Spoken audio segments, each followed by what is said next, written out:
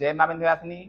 6 जुलाई शनिवार को पुनर्वसु नक्षत्र व्याघात योग से आरंभ कर 16 जुलाई मंगलवार को शाखा नक्षत्र एवं साध्य योग में महादशमी तक मनाई जाएगी आषाढ़ मास की गुप्त नवरात्रि।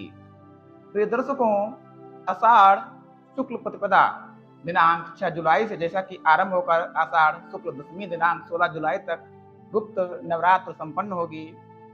तो आपको बता दें कि 6 जुलाई को प्रथम दिवस प्रतिपदा में प्रातः 6:25 से 9 बजे तक अथवा अभिजित मुहूर्त यानी कि दिन के 11:35 से मध्याह्न 12:15 तक कलश स्थापना के साथ पूजन आरंभ किया जाएगा।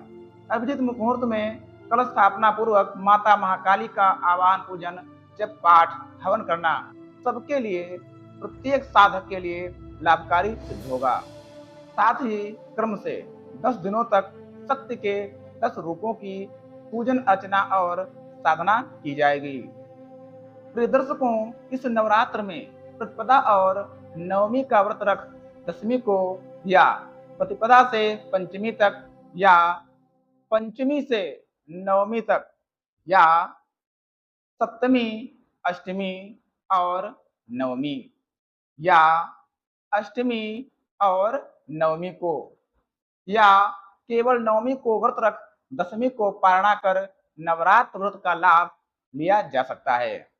प्रिय दर्शकों, शाक्त दर्शन के अनुसार 10 दिनों में 10 महाविद्याओं को भगवान विष्णु के 10 अवतारों से संबद्ध करता है और यह व्याख्या करता है कि महाविद्याएं वे स्रोत हैं जिनसे भगवान विष्णु के 10 अवतार उत्पन्न हुए थे।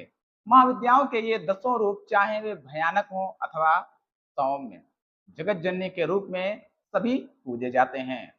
इस नवरात्र में कामाख्या कवच, 10 महाविद्या पाठ, प्रत्यंगिरा एवं विपरीत प्रत्यंगिरा, नरसिंह कवच, बगलामुखी साधना इत्यादि समस्त विद्याओं की सिद्धि प्राप्ति का उत्तम एवं दुर्लभ संयोग मिलता है। वहीं दुर्गा उपासना के लिए वर्ष में 4 नवरात्रियां आती हैं, जिनमें से 2 प्रकट और 2 गुप्त होती हैं। प्रिय दर्शकों, चैत्र और आश्विन महीने में प्रकट नवरात्रि तथा माघ और आषाढ़ माह में गुप्त नवरात्र का पर्व मनाया जाता है। इस गुप्त नवरात्रियों का महत्व प्रकट नवरात्रियों से अधिक होता है। यह देवी की साधना करने वाले साधकों के लिए काफी महत्वपूर्ण होता है। शास्त्रकार कहते हैं कि इन दिनों में साधक विभिन्न प्रकार की सिद्धियां प्राप्त कर सकता है। 10 महाविद्याओं की आराधना करके उनसे आशीर्वाद प्राप्त किया जा सकता है। आषाढ़ गुप्त नवरात्र में खासकर 10 महाविद्याओं की साधना करना चाहिए। सामान्य गृहस्थ साधक भी यदि गुरु के मार्गदर्शन में गुप्त नवरात्र में 10 महाविद्याओं की साधना करें तो वह समस्त प्रकार के सांसारिक सुख, ऐश्वर्यशाली जीवन, मान सम्मान, पद प्रतिष्ठा, भूमि संपत्ति प्राप्त कर सकता है। ये 10 महाविद्याएं हैं काली, तारा, त्रिपुर सुंदरी, भुवनेश्वरी, छिन्नमस्ता, त्रिपुर भैरवी, धूमावती, बगलामुखी, मातंगी और कमला। इन 10 महाविद्याओं के 3 समूह हैं। पहला सौम्य कोटि, दूसरा उग्र कोटि और तीसरा सौम्य उग्र कोटि है। साधक अपने गुरु के मार्गदर्शन में गुप्त नवरात्रि में देवी के इन स्वरूपों की साधना और इनके मंत्र का जप कर सकता है। सुबह शाम दोनों ही समय आरती और देवी को भोग लगाना आवश्यक है। इसमें देवी की प्रकृति के अनुसार भोग लगाया जाता है। पूरे 9 दिन अपना खान पान और आहार सात्विक रखें।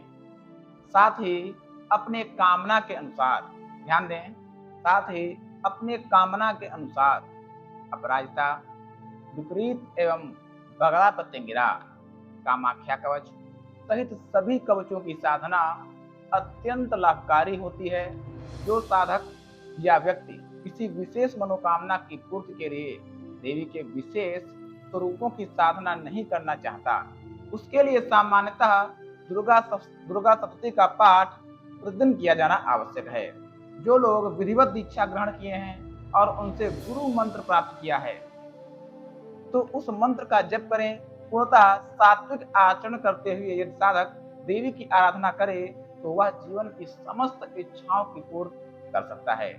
शास्त्रकार कहते हैं कि सामान्य नवरात्र में सात्विक और तांत्रिक दोनों प्रकार की पूजा की जाती है, किंतु गुप्त नवरात्र में ज्यादातर तांत्रिक एवं कामना पूरक पूजा ही की जाती है।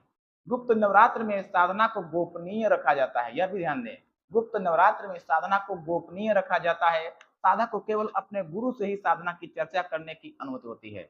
इस गुप्त नवरात्र में पूजा और मनोकामना जितनी ज्यादा गोपनीय होगी, सफलता उतनी ही ज्यादा मिलेगी। गुप्त नवरात्र के गुप्त अनुष्ठान के प्रभाव से माता जी मेरे सभी शुभचिंतकों की सभी समस्याओं को संतप्त कर सबकी सभी मनोकामनाओं को पूर्ण करें। माता जी भगवती को हमारी प्रार्थनाओं से संतुष्टि और प्रसन्नता प्राप्त हो। माँ भगवती विंध्यवासिनी जी विभिन्न रूपों में आकर सभी को संतुष्ट और प्रसन्न रखें। सब लोग हर समय मुस्कुराते रहें, कभी भी किसी को कोई समस्या ना हो। जय माँ विंध्यवासिनी।